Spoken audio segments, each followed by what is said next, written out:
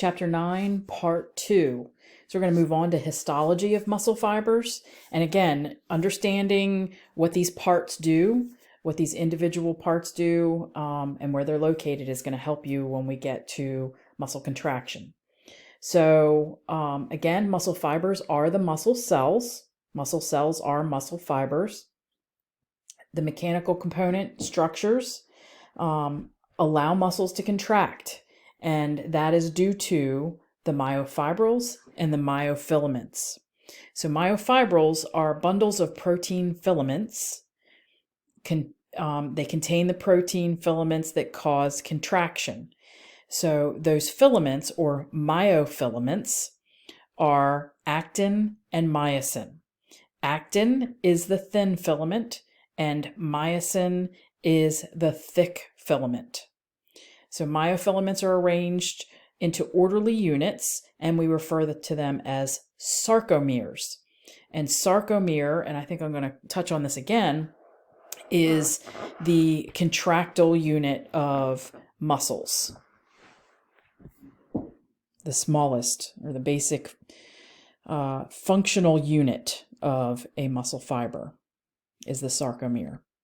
All right, so parts of a muscle. So you can see this little overview here. We're gonna touch on this again when we move a little bit farther. And you have some handouts with a lot of these images that you're seeing in this PowerPoint that you want to label and practice knowing the parts of. So you can see here, they've kind of done, I don't want to say, it's not really an exploded view, but they've kind of telescoped out all the parts. So you can see this is bone, there's a tendon, this is the whole skeletal muscle, and that whole skeletal muscle is made up of bundles of fascicles. So a skeletal muscle is made up of fascicles, and then the fascicles are made up of smaller bundles of muscle fibers. And this is a muscle fiber here, this whole piece here. And then these muscle fibers are made up of bundles of myofibrils. And then those myofibrils are made up of the filaments, the myofilaments. And it's confusing right now, but as we move forward, and if you have you could put together your own model of a muscle by using licorice or spaghetti and doing a whole bunch of, actin filaments and myosin filaments, putting them together to make up the myofibril, putting a bunch of myofibrils together to make up the muscle fiber, and I put a whole bunch of muscle fibers together to make up the fascicle, put a whole bunch of fascicles together to make the skeletal muscle. Feel free to do that. You can send me a picture if you want me to say, good job on that, but it's a good way to learn all the parts. So, and we're gonna circle back to those images here in a little bit too, as well. Sarcomeres, like I said before, a single sarcomere is the basic functional unit of the muscle fiber or the muscle cell. Part that contracts. The sarcomere is the part that contracts, and it contracts like an accordion, in that it doesn't, the parts itself don't get smaller. The individual parts of a sarcomere don't get smaller. They overlap each other. And that's the contraction. So other parts of the sarcomere include the Z disc. It's a network of protein and serves as an attachment for actin filaments, myofilaments. The Z disc is also, you'll hear me say, it's the border of the sarcomere. So where one Z disc is to the next Z disc is the whole sarcomere. So you can see this is a Z disc, looks like a zigzag. Z disc looks like a zigzag. And then here's another Z disc. And from here to here is the sarcomere. There are regions within the sarcomere, I bands, A bands, H zone, and M line. So the I bands are, when we stain it, when we look at this under the microscope and stain it, they stain a little lighter Each of the I bands contains a Z disc and extend to the end of the myosin filament. The A bands are more dark staining region of the images, and you can see these in your textbook.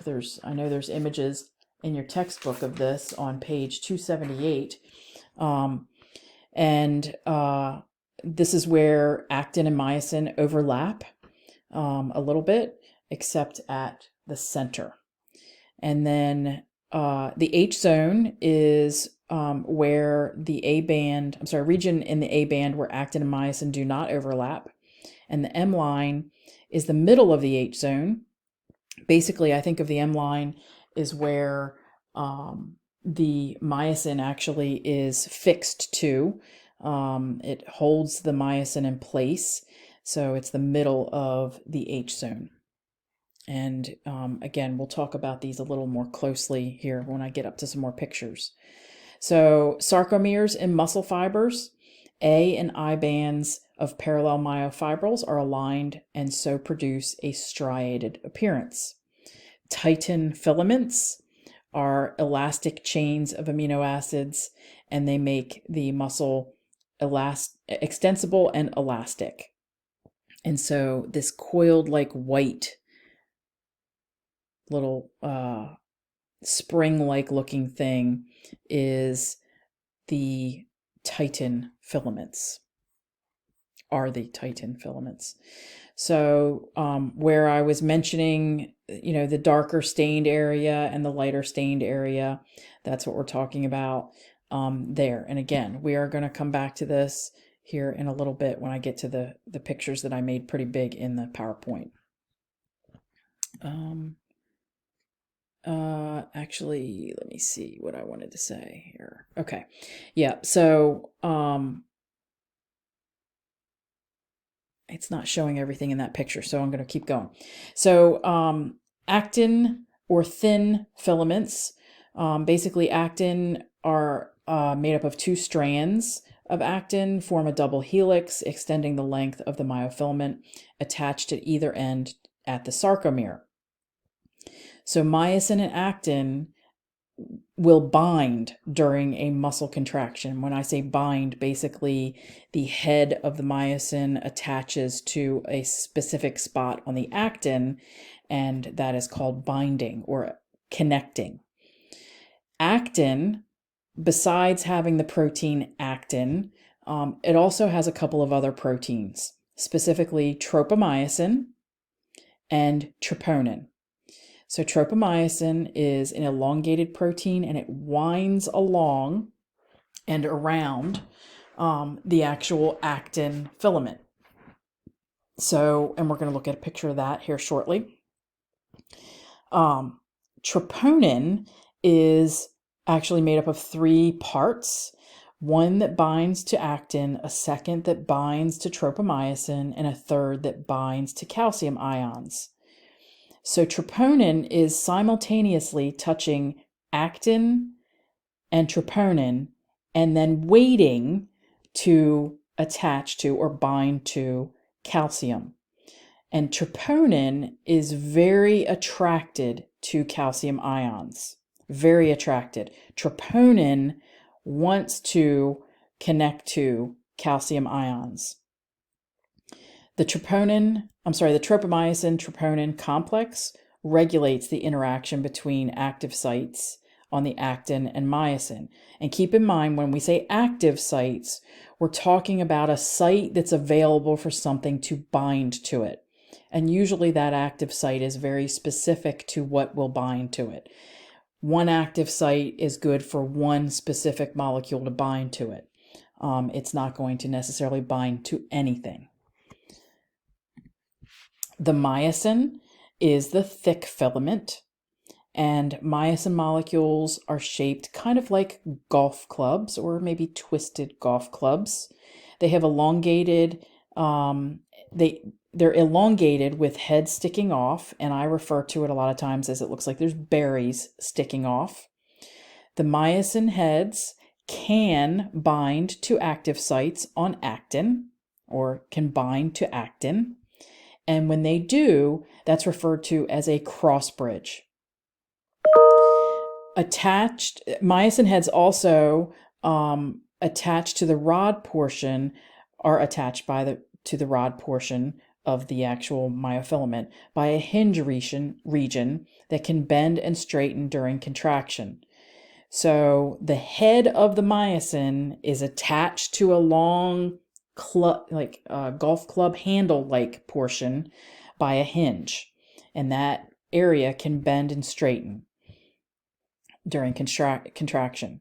Myosin heads are ATPase enzymes, and that means that they are able to break down ATP, which is the energy currency. And when they break down ATP, that releases energy. And part of that energy is used to bend the hinge region on the myosin molecule during contraction. So, a little bit closer up of these guys. So, here is a sarcomere, and here is actin, and here is myosin. Okay, and you can see this green here is myosin in the middle, and these purple are supposed to be actin. And of course, you can see the Z disc and the titin. So closer up, you can see the actin is the purple. There are active sites that make the actin, and this is pretty small, but you can see it a little better here. They kind of look like little olives. So the pit of the olive would be the active site. Now, tropomyosin is this wire-like thing that winds around the actin. And it just so happens that the tropomyosin physically blocks these little active sites on the actin. And that means if the tropomyosin is blocking these active sites, nothing can bind or get to these active sites. In addition, actin, the actin filament, has troponin. And this is the red is supposed to be the troponin here. A part that's connected to the tropomyosin that you can see right here. And then a part that's connected to the actin. And then a part that's in between. It's kind of waiting there, hanging out, waiting for the calcium molecule that it wants to bind to so much. So when we think of actin, remember that tropomyosin, which is like the wire that winds around it, blocking the active sites, keeping anything from getting to those active sites. There's actin, tropomyosin, and troponin. The myosin, here's those golf club looking things, and you can see I said that it was like kind of twisted golf clubs, because they do kind of look like twisted golf clubs. So you have this part, there's supposed to be a hinge area here that you don't have to necessarily identify, and then the actual myosin heads. The myosin head is what specifically wants to bind to these active sites on the actin. But since these are blocked by tropomyosin, then they're not able to bind. So in a resting state, in a resting muscle, that's what's happening. This is what it looks like. Well, this is actually bound, so I can't say that. But these active sites are blocked, and the myosin heads are not touching the actin. All right, so we're going to stop there, and we'll pick up on part 3.